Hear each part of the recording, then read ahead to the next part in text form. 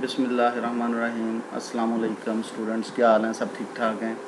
Dear students, हमने start किया था एलिमिनेशन रिएक्शंस। एलिमिनेशन रिएक्शंस में आज हम करेंगे mechanisms of elimination reaction, just like SN reactions, E1 mechanism and E2 mechanism, unimolecular elimination mechanism and bimolecular elimination mechanism. लेकिन आज हम स्टार्ट करेंगे unimolecular elimination mechanism. The E1 elimination unimolecular mechanism like SN1। जो unimolecular elimination है ये SN1 की तरह बिल्कुल वैसे ही ये चलेगा। जैसे SN1 जो है 2 स्टेप प्रोसेस था, वैसे ही ये E1 भी 2 स्टेप प्रोसेस है। फर्स्ट स्टेप स्लो स्टेप है, सेकंड स्टेप जो फास्ट स्टेप है। फर्स्ट स्टेप में लीविंग ग्रुप लीव करता है, यहाँ पे भी फर्स्ट स्टेप में लीविंग ग्रुप लीव करेगा और बिल्कुल सेम स्टेप है फर्स्ट स्टेप SN1 और E1 का।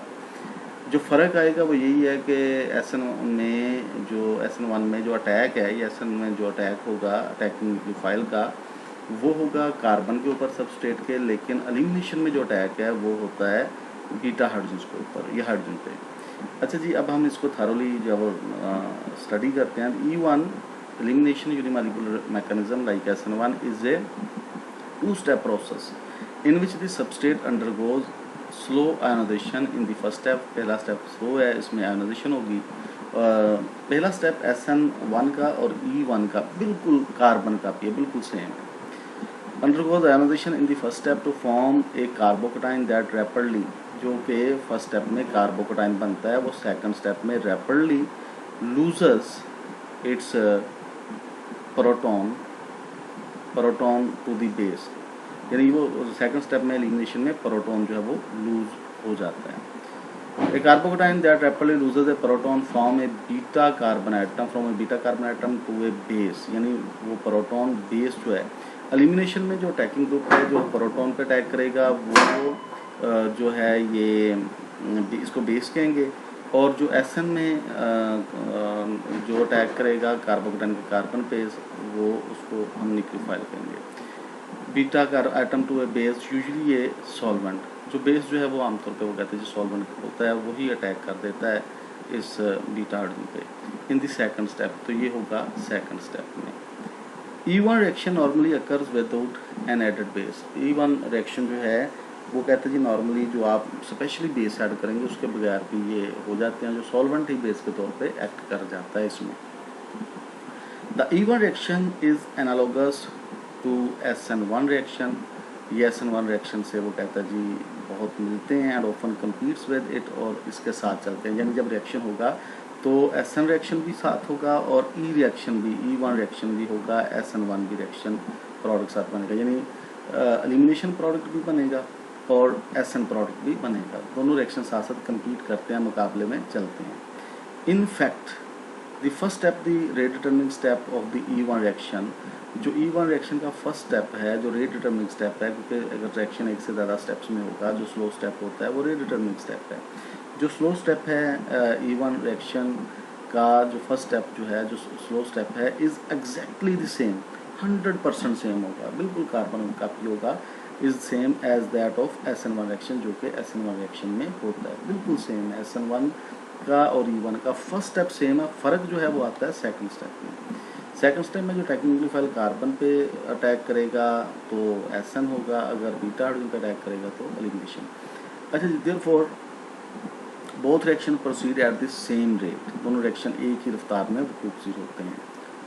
It is the second step where the two reactions differ. जो सेकंड स्टेप है यहाँ पे दोनों रिएक्शन डिफर करते हैं, फ़र्क आता है सेकंड स्टेप में। Whereas the SN1 reaction the solvent attacks at the positively charge carbon atom. SN1 reaction में जो सॉल्वेंट है, जो अटैकिंग न्यूक्लियोफाइल है, वो पॉजिटिवली चार्ज कार्बन एटम पे यहाँ पे अटैक करेगा SN1 में, to form the substitution product, जिससे के नतीजे में सब्सटीट्यूशन प्रोडक्ट बनेगा। In E1 reaction the solvent pulls off a beta hydrogen atom, लेकिन E1 में जो सॉल्वेंट है, ये यहाँ पे बेस शो किया गया विच इज सॉल्वेंट, वो बीटा हाइड्रोजन एटम पे अटैक करेगा और उसको पुल कर लेगा, खींच लेगा अपनी तरफ। Pull the beta proton from the intermediate carbocation, जो इंटरमीडिएट कार्बोकेटाइन बनता है उससे ये बेस जो है वो बीटा प्रोटॉन खींच लेगा। टू प्रोड्यूस एन अल्कीन, जिसके नतीजे में अल्कीन बनेंगी। So the elimination can be important side reaction during solvolysis substitution. तो कहते हैं इस तरह फिर एलिमिनेशन जो एक अहम किस्म का साइड रिएक्शन है जो सब्सटीट्यूशन रिएक्शन में साथ साथ चलता है, यानी सब्सटीट्यूटेड प्रोडक्ट के साथ एलिमिनेशन प्रोडक्ट भी बनेगा ऑफ द टर्शरी सबस्ट्रेट। तो ये टर्शरी सबस्ट्रेट्स में E1 प्रोसेस जो है वो चलेगा। अच्छा जी, ये एक टर्शरी सबस्ट्रेट है, टर्शरी ब्यूटाइल ब्रोमाइड है। इसके ऊपर वाटर 65 सेंटीग्रेड टेम्परेचर पे वाटर की मौजूदगी में अगर ये रिएक्शन होगा तो जिसमें OH negative hydroxide base catalyst के तौर पे अटैकिंग ग्रुप के तौर पे एक्ट करेगा।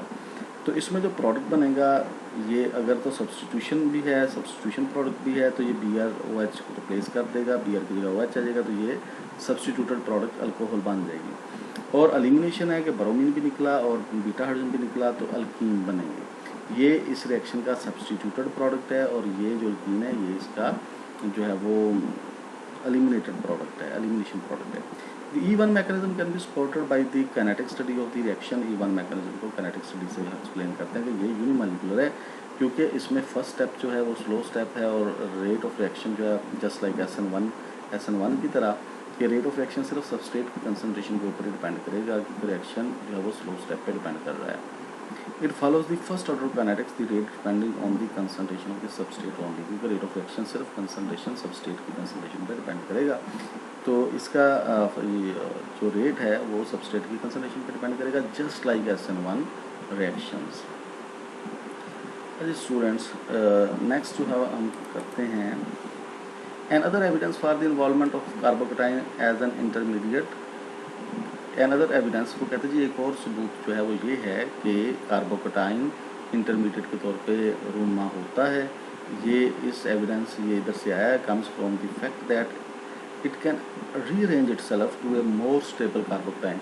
कि कार्बोकेटाइन इंटरमीडिएट बनता है, वो कहता है जी ये एविडेंस इस बात से भी आया है कि कार्बोकेटाइन जब बनता है तो वो अपने आप को रीअरेंज कर लेता है, मोर स्टेबल फॉर्म में खुद ब खुद रीअरेंज कर लेता है। मिसाल के तौर पे before losing a beta proton to the base, beta proton base को लूज करने से पहले वो अपने आप को रीअरेंज करने की सलाहियत रखता है कार्बोकेटाइन।